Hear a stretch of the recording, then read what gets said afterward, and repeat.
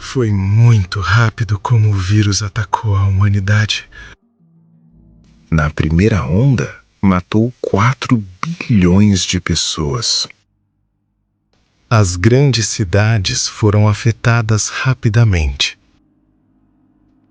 Milhares de pessoas contraíram o vírus. Assim, fazendo a segunda onda ainda mais violenta. Matando 3 bilhões de pessoas que morreram em menos de 24 horas. Com sintomas horríveis, com olhos sangrando, vomitando sangue e tendo fortes convulsões. Poucas pessoas conseguiram sobreviver a esse vírus.